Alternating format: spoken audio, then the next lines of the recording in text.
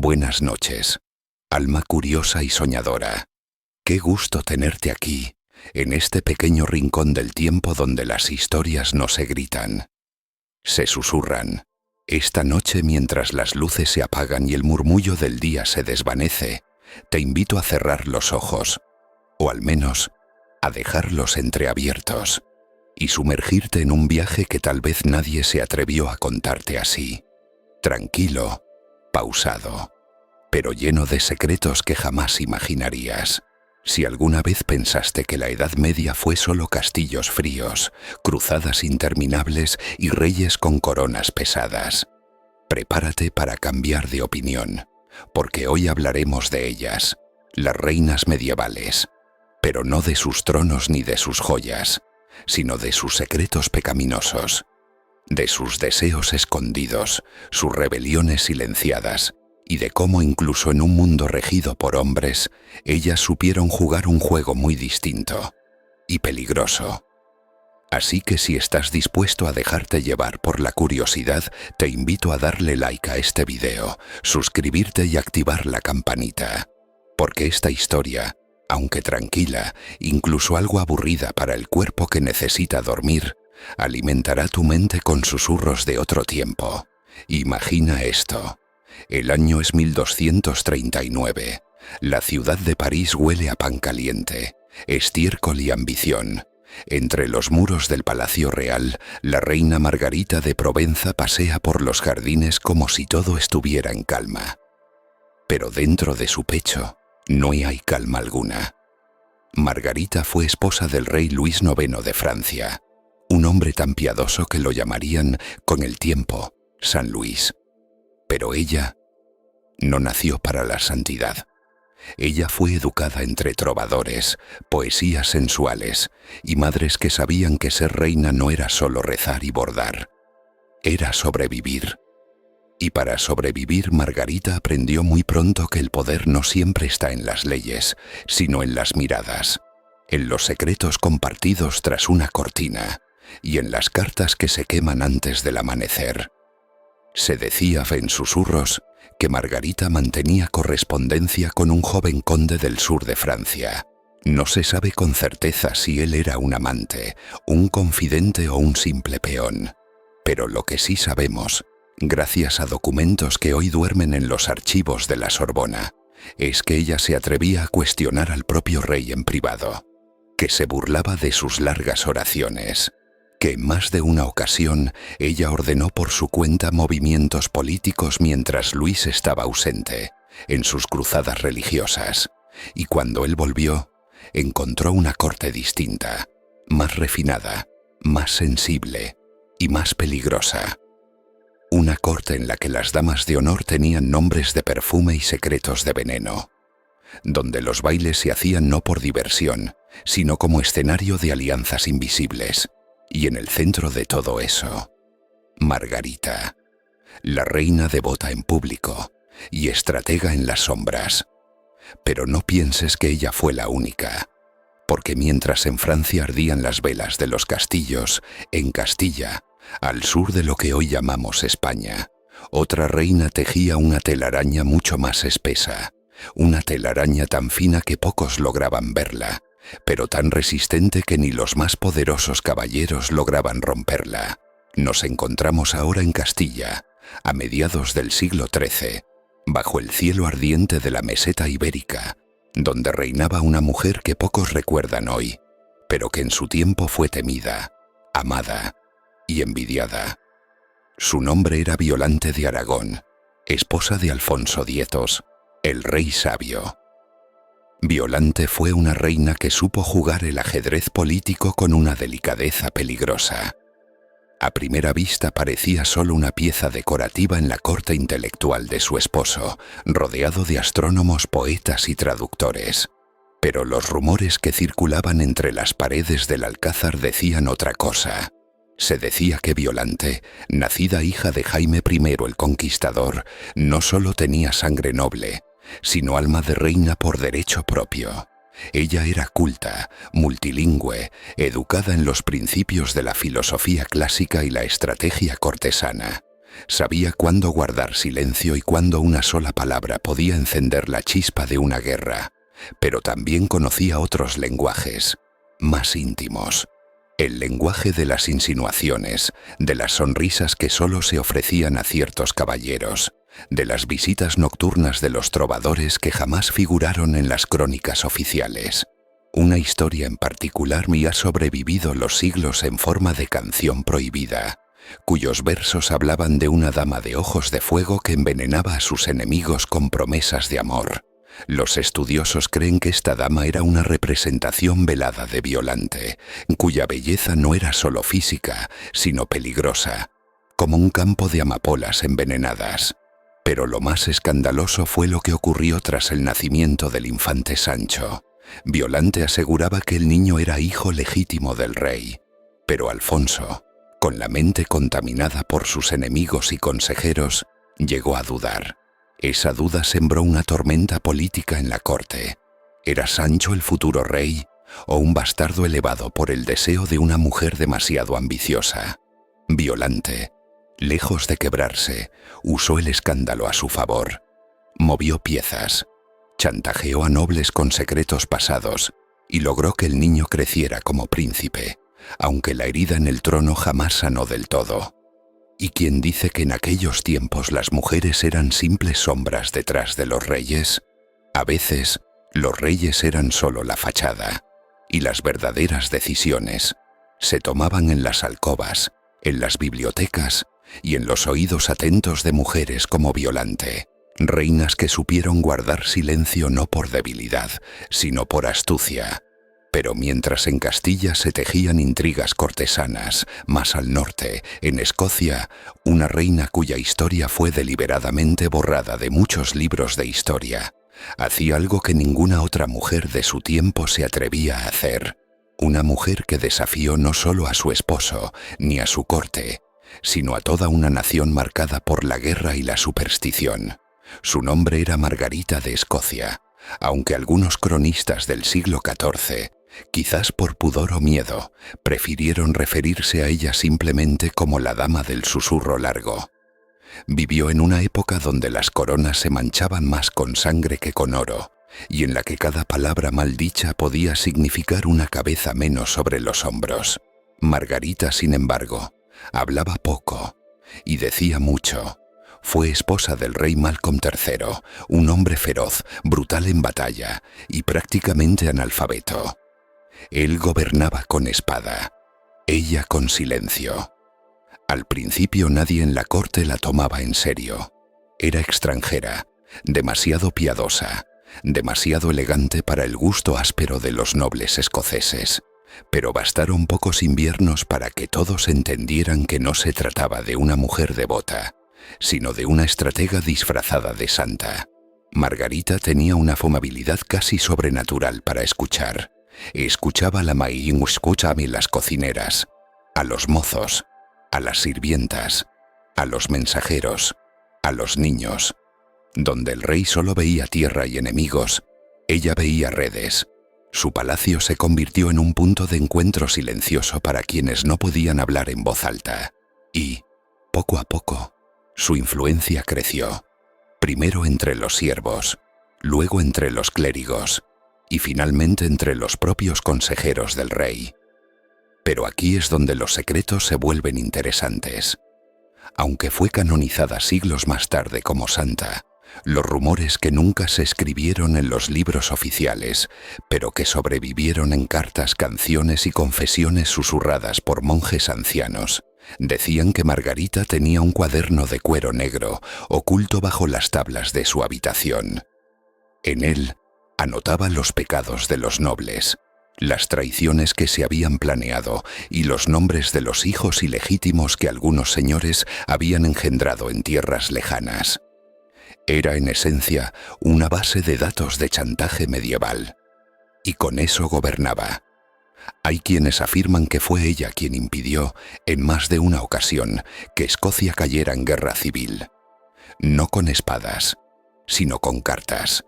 Cartas selladas en cera roja, entregadas por monjes mensajeros, que decían cosas como: ¿Le gustaría a su esposa saber lo de la doncella de Inverness?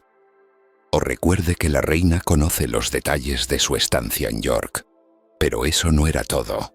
En sus últimos años, cuando ya el rostro se le había llenado de arrugas suaves y su mirada parecía la de una anciana inofensiva, la reina Margarita empezó a hacer algo que ningún rey había osado intentar: reunir bajo su protección a mujeres sabias, curanderas, herbolarias, parteras e incluso mujeres acusadas de brujería.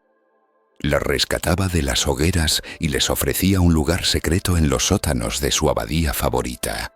Ahí, lejos del fuego y de los hombres armados, se gestaba un conocimiento antiguo, femenino, ajeno al control de la Iglesia. Algunos creían que allí se preparaban pociones, se tejían conjuros. Otros decían que solo se enseñaban a leer unas a otras, en silencio, con velas temblorosas y libros prohibidos. Lo cierto es que a partir de esos encuentros comenzaron a circular por Escocia ungüentos que curaban más rápido, partos con menos muertes y amuletos bordados con símbolos que no venían del cristianismo.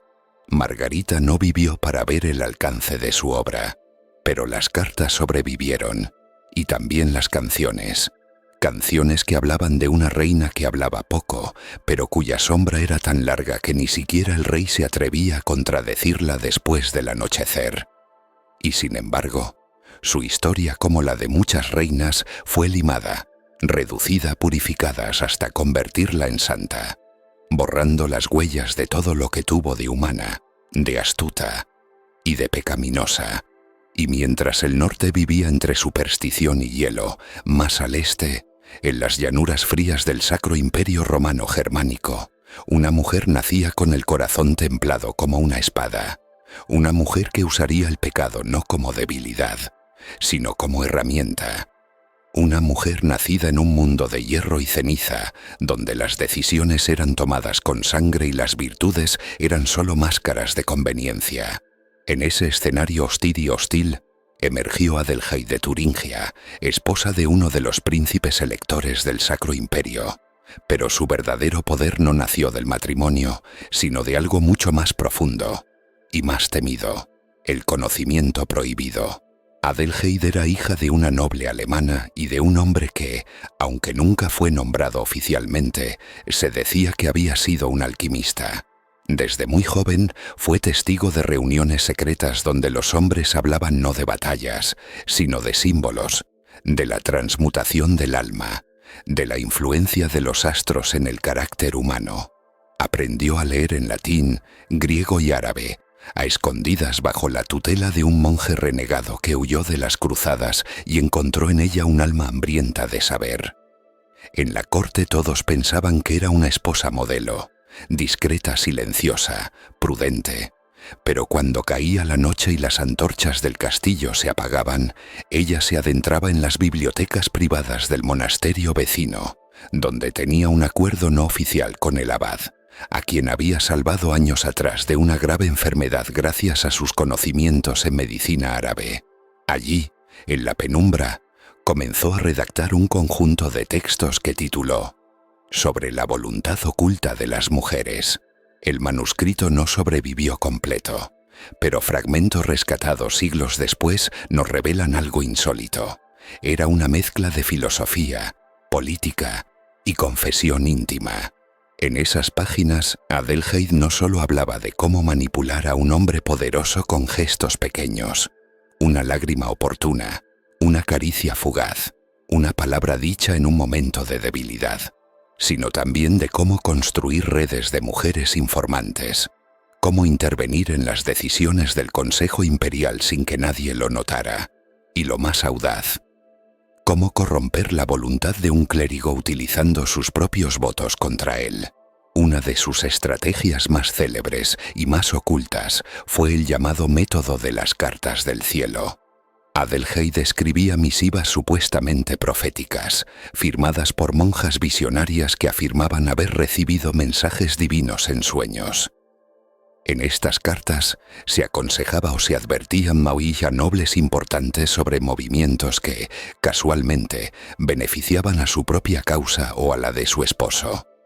Estas profecías se esparcían como fuego en un campo seco. Lo que parecía espiritualidad era en verdad pura estrategia. Uno de los casos más famosos fue el del obispo Konrad von Trier, quien cambió el curso de su voto electoral tras recibir una de estas cartas. Años después, en su lecho de muerte, confesó haber sentido que aquella visión había sido real, que la carta olía a incienso y que, al leerla, tuvo un sueño en el que una dama de ojos verdes lo miraba en silencio desde un trono de cenizas. Edelheid, por supuesto, tenía los ojos verdes. No fue solo una intrigante, fue una mentora para otras mujeres de la nobleza que empezaron a copiar sus tácticas. Les enseñó que el pecado no era lo prohibido, sino lo que los hombres temían. Enseñó a usar el deseo como brújula, el escándalo como escudo y el silencio como castigo. Cuidó de su reputación como si fuera un relicario, siempre impoluta en lo público, siempre indescifrable en lo privado. Nunca fue descubierta. Murió anciana, rodeada de nietas y libros. Pero su mayor legado no fueron sus hijos ni su esposo, sino una pequeña cofradía femenina que sobrevivió durante generaciones, comunicándose a través de cartas con símbolos que solo ellas entendían. Una hermandad sin nombre, sin iglesia, sin templo. Solo un eco persistente de su voz. El pecado bien manejado es más útil que la virtud descuidada. Y así, en medio de un mundo que creía gobernado por hombres, en los rincones más oscuros del poder, donde el perfume se mezclaba con veneno, estas reinas medievales dejaron su huella. Pero hay una más, una mujer que no nació para ser reina, sino para vengarse de aquellas que lo fueron.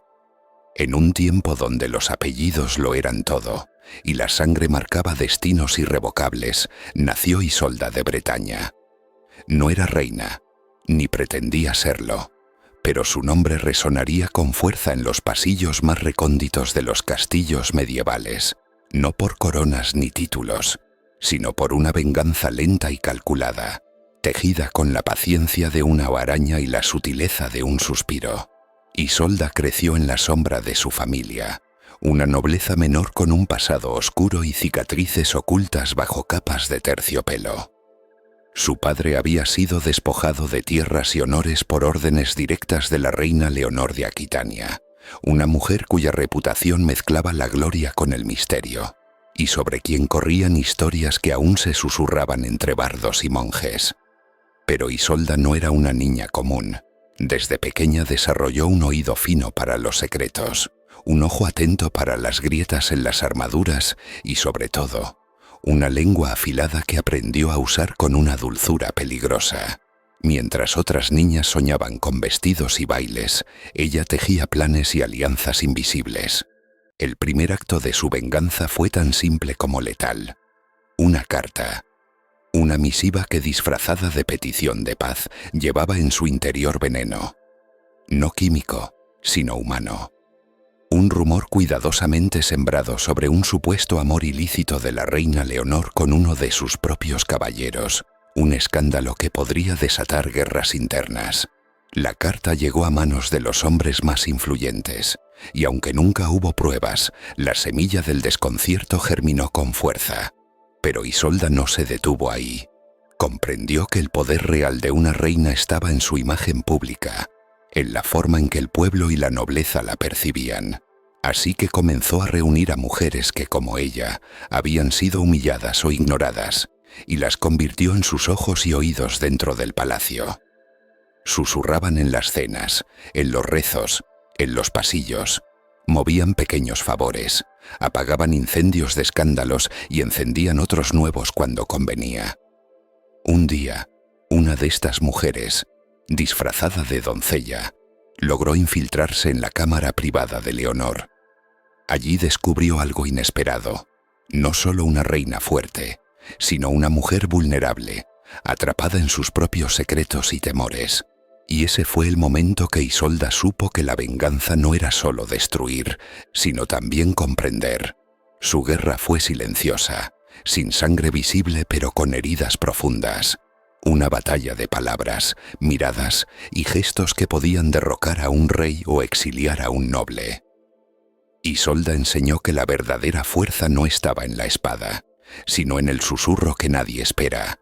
Pero su historia, como la de tantas mujeres en la historia, quedó oculta tras los velos de la historia oficial. Fue borrada, como si nunca hubiera existido.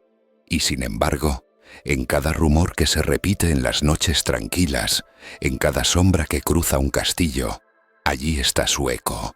Y mientras estas historias se desvanecen, el mundo sigue girando, con secretos nuevos que esperan ser descubiertos.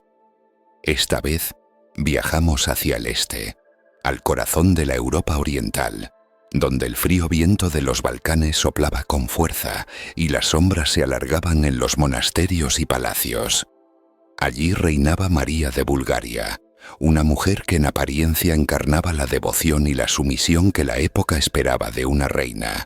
Pero tras esa fachada se ocultaba una mente aguda y un espíritu rebelde, acostumbrado a navegar entre pactos oscuros y juegos de poder que ningún hombre se atrevía a nombrar.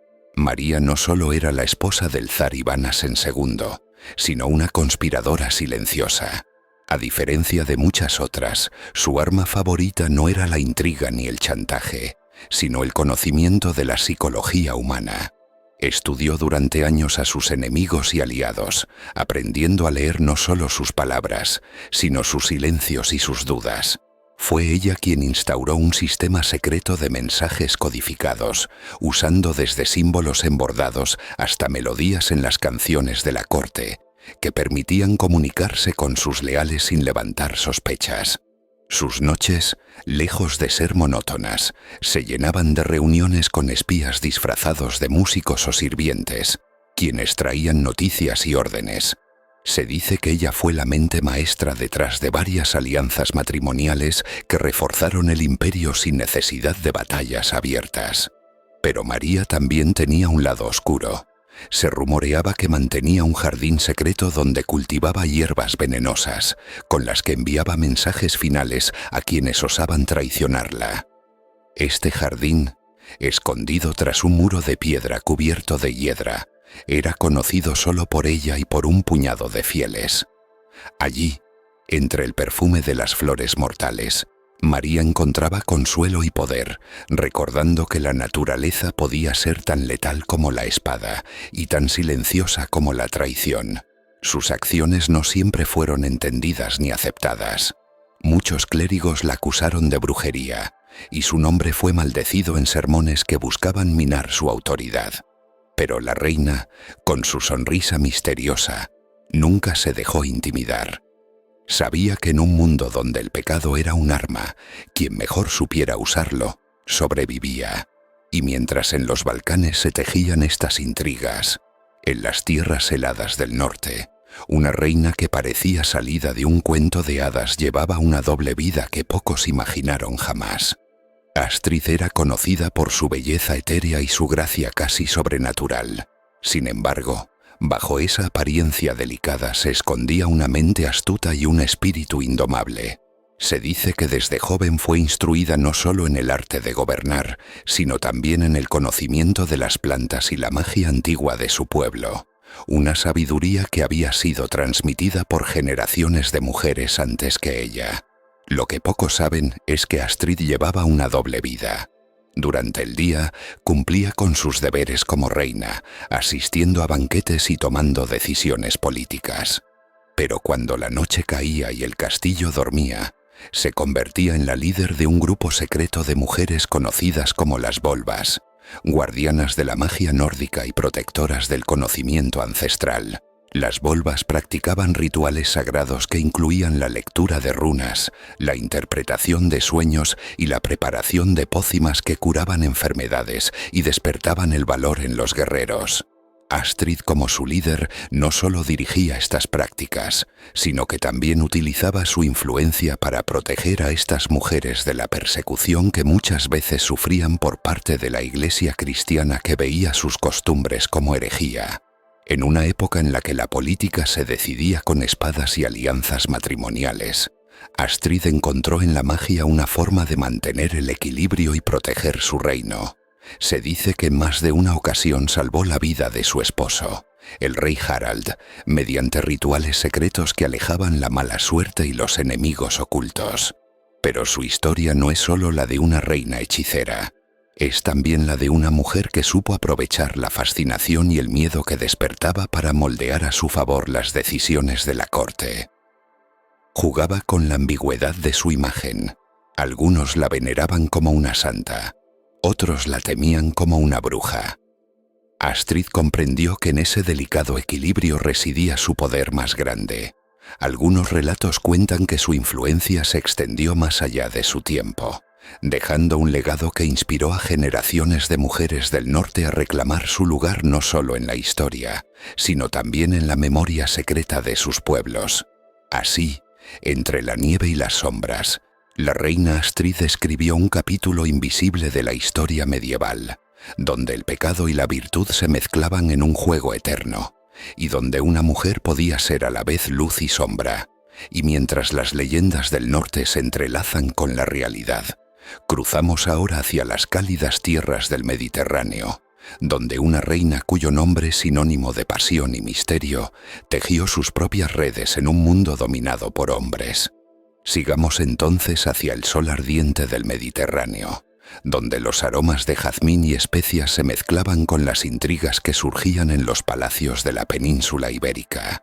Allí reinó Juana I de Castilla, una mujer cuyo destino estuvo marcado por la pasión y la tragedia, y cuya historia esconde secretos que no siempre se cuentan en voz alta. Juana, conocida popularmente como Juana la Loca, ha sido retratada durante siglos como una mujer poseída por la locura, encerrada en un castillo, presa de sus emociones desbordadas. Pero detrás de esa versión simplificada y cruel, se esconde una figura mucho más compleja, una reina que usó la etiqueta de loca como una máscara para maniobrar en un mundo despiadado. Era hija de los reyes católicos, Isabel y Fernando, y su matrimonio con Felipe el Hermoso, archiduque de Austria, fue parte de un juego de poder entre dinastías europeas. Pero Juana no fue una esposa pasiva ni una marioneta. Su inteligencia y su intuición política fueron armas que aprendió a manejar con habilidad. Fue capaz de dominar la corte, influir en las decisiones y, cuando fue necesario, jugar al borde del abismo para proteger su autoridad. Uno de sus secretos más oscuros y poco explorados es la existencia de un círculo íntimo de confidentes, formado exclusivamente por mujeres, a quienes confiaba sus planes y miedos. Estas mujeres no solo eran sus consejeras, sino también guardianas de documentos y cartas que podrían haber alterado la historia de España. Cartas que implicaban traiciones, pactos secretos y decisiones que el público jamás conoció. Juana también cultivó la leyenda de su locura para protegerse de enemigos que deseaban arrebatarle el trono. En un entorno donde ser reina era una amenaza para muchos y donde el poder se disputaba con puñales y juramentos rotos, ser vista como impredecible se convirtió en su escudo y su espada al mismo tiempo. En las noches largas del encierro, se dice que Juana escribía diarios donde mezclaba sus pensamientos más íntimos con relatos imaginarios de amores imposibles, conspiraciones y venganzas que solo ella podría llevar a cabo. Esos textos, desaparecidos o escondidos en archivos secretos, habrían revelado la verdadera naturaleza de su lucha interna entre el amor, el poder y la locura. Además, algunos historiadores sugieren que Juana fue pionera en usar el llamado amor tóxico como una forma de manipulación política, explotando la pasión y el celos como herramientas para mantener a sus aliados cerca y a sus enemigos aún más cerca. Un juego delicado, donde el pecado y la virtud se confundían en cada gesto, en cada suspiro. Su historia, por mucho tiempo silenciada y distorsionada, es la prueba de que incluso en las sombras del encierro, una reina puede seguir siendo dueña de su destino, con secretos que laten como un corazón oculto bajo los escombros del tiempo. Y mientras el Mediterráneo guarda sus misterios, al otro lado del continente, una reina cuyas decisiones cambiaron el curso de la historia europea esperaba pacientemente su momento.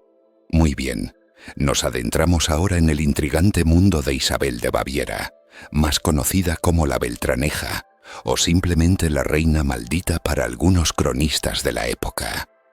Su historia es un torbellino de traiciones, conspiraciones y un secreto que podría haber cambiado para siempre la línea sucesoria de la monarquía española.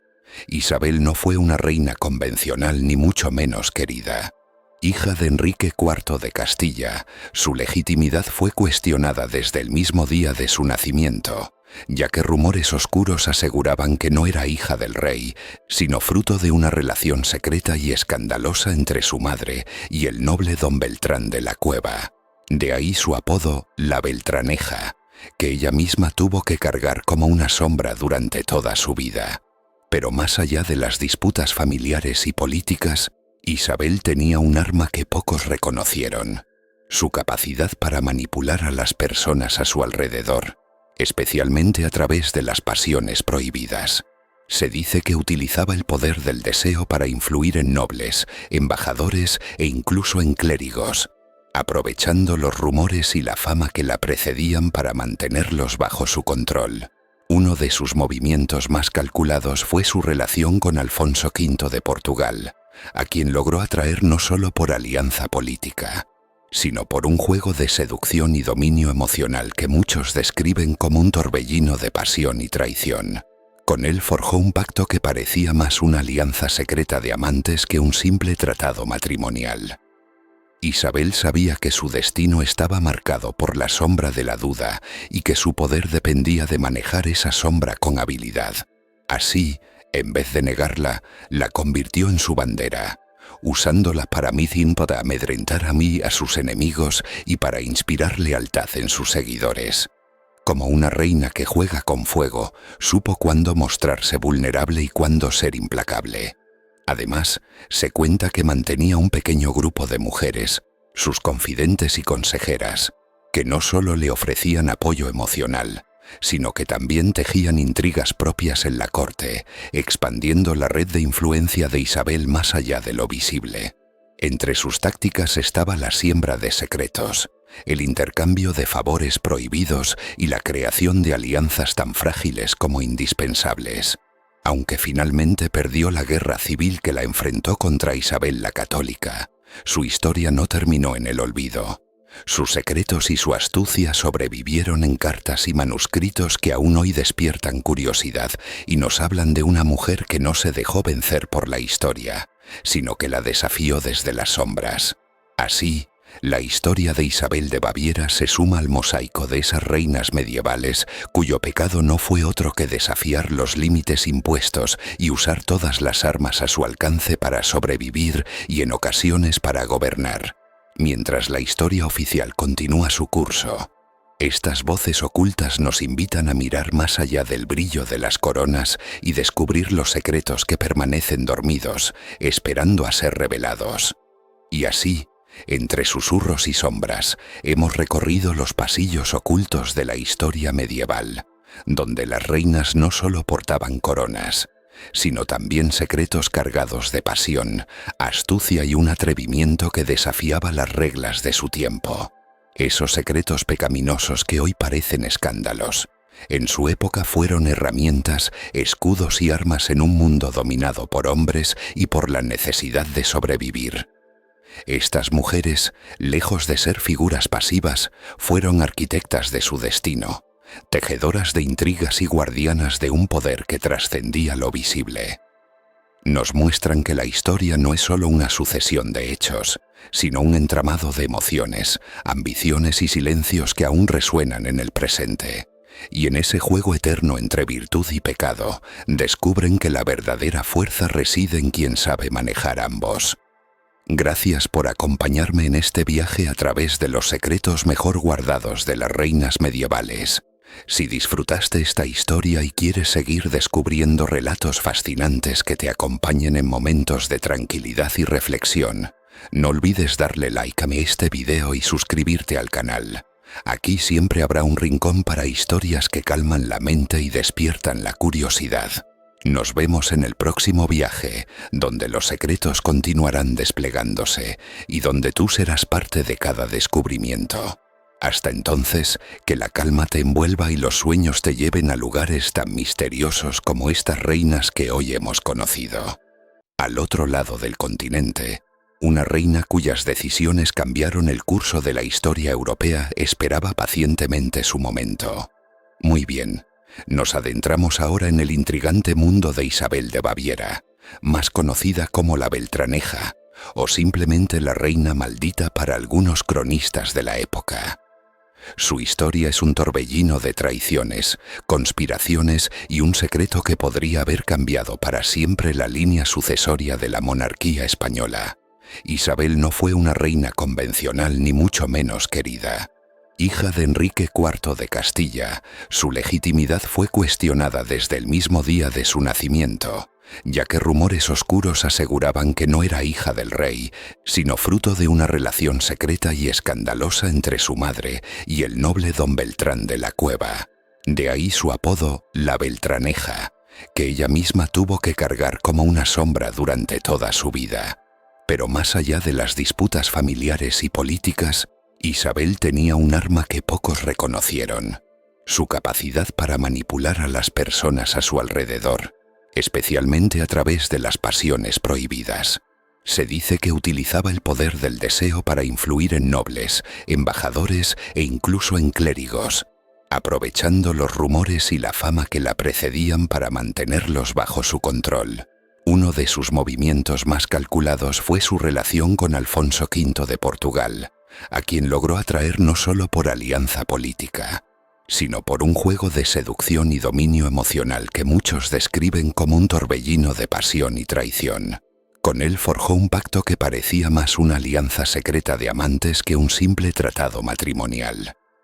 Isabel sabía que su destino estaba marcado por la sombra de la duda y que su poder dependía de manejar esa sombra con habilidad. Así, en vez de negarla, la convirtió en su bandera, usándola para amedrentar a sus enemigos y para inspirar lealtad en sus seguidores. Como una reina que juega con fuego, supo cuándo mostrarse vulnerable y cuándo ser implacable. Además, se cuenta que mantenía un pequeño grupo de mujeres, sus confidentes y consejeras, que no solo le ofrecían apoyo emocional, sino que también tejían intrigas propias en la corte, expandiendo la red de influencia de Isabel más allá de lo visible. Entre sus tácticas estaba la siembra de secretos, el intercambio de favores prohibidos y la creación de alianzas tan frágiles como indispensables. Aunque finalmente perdió la guerra civil que la enfrentó contra Isabel la Católica, su historia no terminó en el olvido. Sus secretos y su astucia sobrevivieron en cartas y manuscritos que aún hoy despiertan curiosidad y nos hablan de una mujer que no se dejó vencer por la historia, sino que la desafió desde las sombras. Así, la historia de Isabel de Baviera se suma al mosaico de esas reinas medievales cuyo pecado no fue otro que desafiar los límites impuestos y usar todas las armas a su alcance para sobrevivir y en ocasiones para gobernar. Mientras la historia oficial continúa su curso, estas voces ocultas nos invitan a mirar más allá del brillo de las coronas y descubrir los secretos que permanecen dormidos, esperando a ser revelados. Y así, entre susurros y sombras, hemos recorrido los pasillos ocultos de la historia medieval, donde las reinas no solo portaban coronas, sino también secretos cargados de pasión, astucia y un atrevimiento que desafiaba las reglas de su tiempo. Esos secretos pecaminosos que hoy parecen escándalos, en su época fueron herramientas, escudos y armas en un mundo dominado por hombres y por la necesidad de sobrevivir. Estas mujeres, lejos de ser figuras pasivas, fueron arquitectas de su destino, tejedoras de intrigas y guardianas de un poder que trascendía lo visible. Nos muestran que la historia no es solo una sucesión de hechos, sino un entramado de emociones, ambiciones y silencios que aún resuenan en el presente. Y en ese juego eterno entre virtud y pecado, descubren que la verdadera fuerza reside en quien sabe manejar ambos. Gracias por acompañarme en este viaje a través de los secretos mejor guardados de las reinas medievales. Si disfrutaste esta historia y quieres seguir descubriendo relatos fascinantes que te acompañen en momentos de tranquilidad y reflexión, no olvides darle like a este video y suscribirte al canal. Aquí siempre habrá un rincón para historias que calman la mente y despiertan la curiosidad. Nos vemos en el próximo viaje, donde los secretos continuarán desplegándose y donde tú serás parte de cada descubrimiento. Hasta entonces, que la calma te envuelva y los sueños te lleven a lugares tan misteriosos como estas reinas que hoy hemos conocido.